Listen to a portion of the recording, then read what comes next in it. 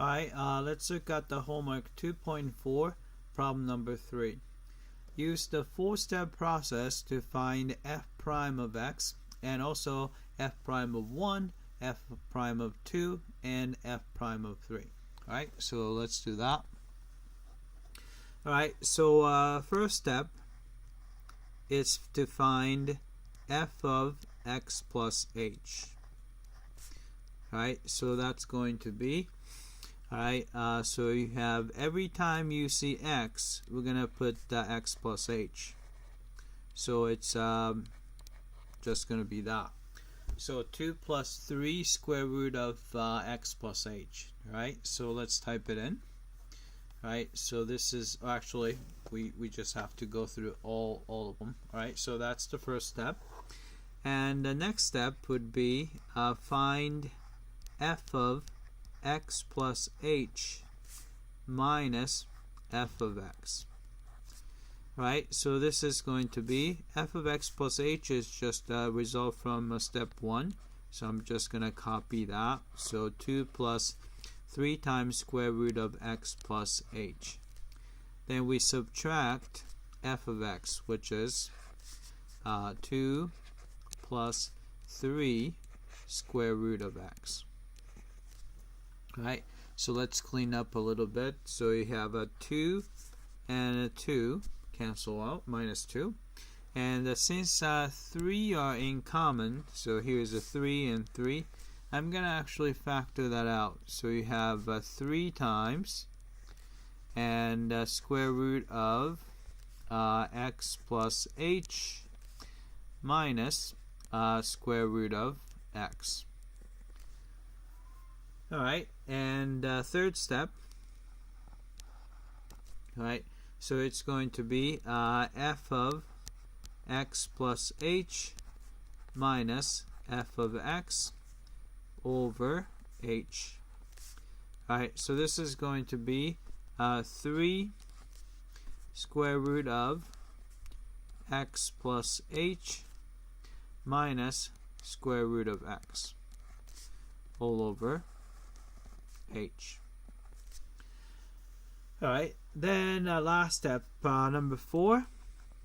Alright, we want to take the limit as h approaches 0, and the 3 times square root of x plus h minus square root of x over h.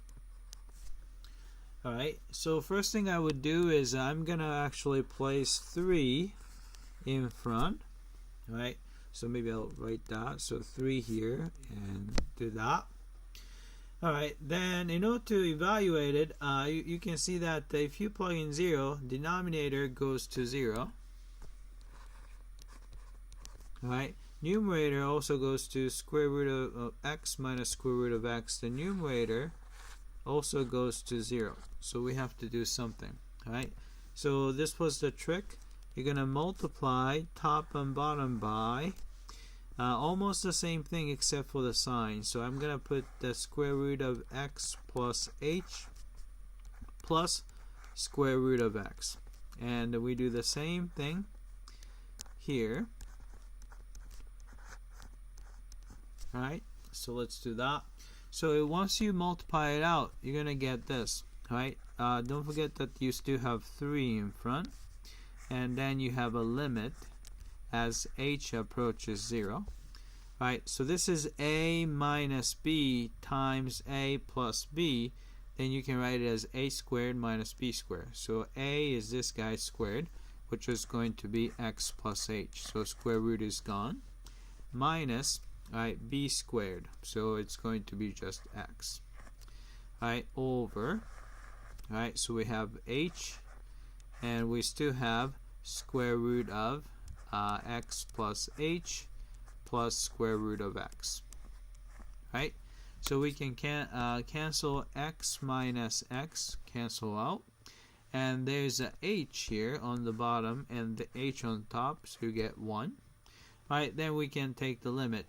As h approaches 0, we can see that this guy goes to 0, which gives you, right, 1 on top.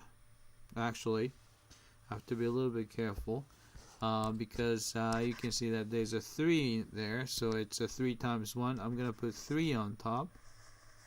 Alright, then this is square root of x plus another square root of x, so it's a 2 square root of x. Alright, so let's type it in.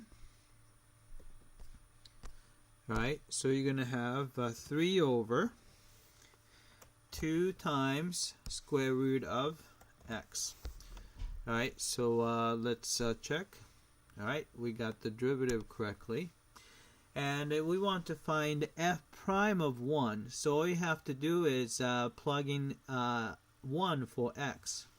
So you can see that the 3 over 2 times square root of 1. So that's going to be 3 halves.